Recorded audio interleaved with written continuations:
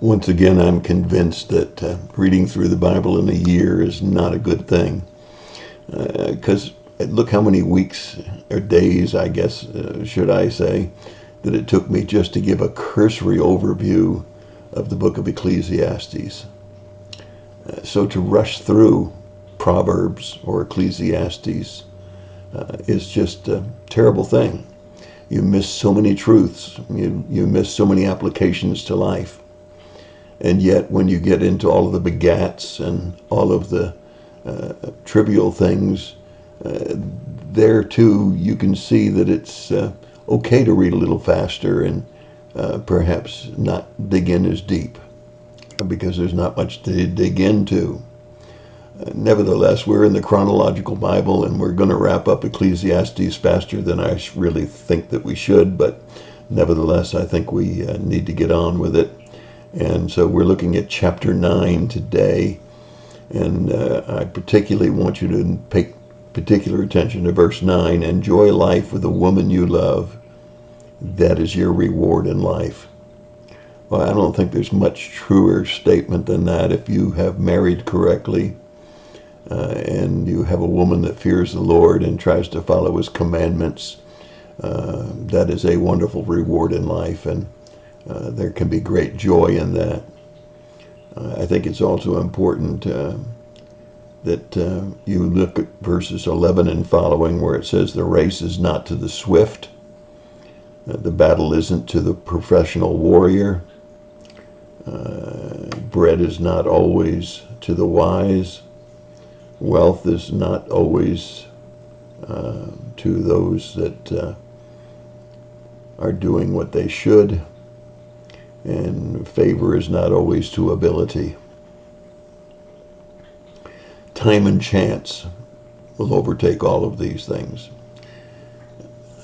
Many people will tell you in the business world and in other areas of life and philosophizing, they will tell you that timing is everything and luck is everything. I believe there's certainly some truth to that, but I also believe that God has a way of blessing, sometimes not monetarily, but in many other ways, those that love him and are called according to his purpose. But it's not a guarantee. I've seen too much calamity come to those who really did love the Lord and were called according to his purpose. And there we have to recognize that Ecclesiastes tells us, and I certainly have learned that this past week or so as I've studied Ecclesiastes, we can't begin to understand all of the ways of God. We just can't. There's no way that we'll ever understand all of his workings or why he does some of the things that he does.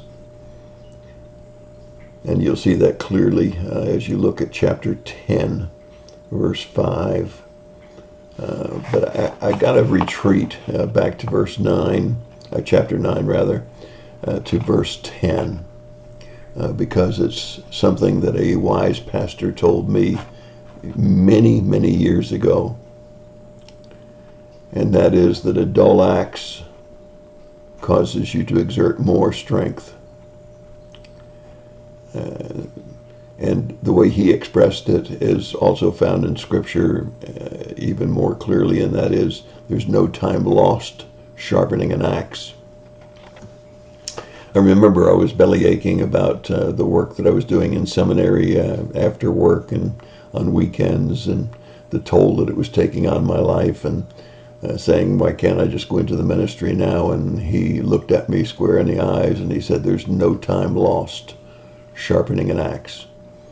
And the reality of that didn't strike me until the next day when I was working on the lot that our home sits on today here in North Carolina, and that is I was clearing some trees.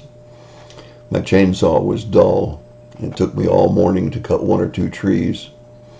I went down at lunchtime and had the saw sharpened, came back up and cleared probably 10 or 12 trees in less time than I had done in the morning with 2 or 3 trees. No time lost sharpening an axe. There's no time lost in preparing, planning, and getting ready for an activity. So many times an activity is done poorly or not at all because there's no planning, no timing, no preparation for that activity. It's better to do a few things well than to do a lot of things poorly. And certainly Ecclesiastes catches that here with the axe that is dull, exerting more strength. Continuing on in chapter 10, we find in verse 5 that there's no way that we can know how God works. As we come to a close in Ecclesiastes, we're in chapter 12, where it tells us to remember our Creator. Remember our Creator. In verse 7 he says, dust returns to the earth, but the spirit returns to God who gave it. Yes, there is life after death. There is both a body and a spirit. It's true our body will return to the earth and dust. Or if you happen to be one who has chosen to have your body burned, it will return as granules. I've seen the outcome of a cremation event. But your spirit, that which makes you you, returns to God. And it will be for an eternity. Your soul, your spirit continues on. And so it's important that we remember that. And as we look at chapter 12, we're brought into a clearer understanding of some of the things that Solomon learned in his old age as he wrote Ecclesiastes. He says the provider, he is the provider, of course, of knowledge, not wisdom. Wisdom comes from the application of knowledge. But the knowledge was arranged in Proverbs. And certainly we know that Solomon arranged the Proverbs. And there's great wisdom in Proverbs.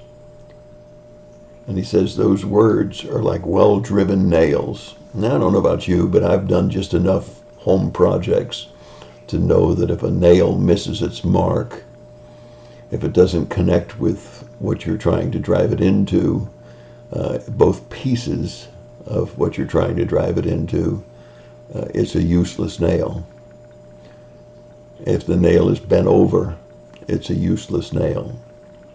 But a nail well driven, Solomon tells us and reminds us that it's like prying knowledge into wisdom. And so we see that excessive devotion to books and to learning can weary one. But he comes to a final conclusion in verse 13. Fear God, keep his commandments, for this applies to every person.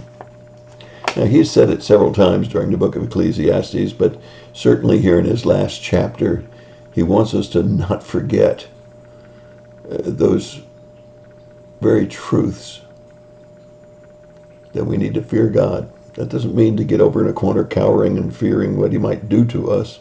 That means respect him and understand that he is God. Keep his commandments. They're not for him, they're for us. Through his commandments we find the fullness of life. Let me say that again for you in case you've never heard me say it before, which would be really unusual because I say it often. His commandments are not for him. His commandments are for us, that we might find life and find a fullness of life and the joy of life. And it applies to every person. God will, he closes with, bring every act to judgment.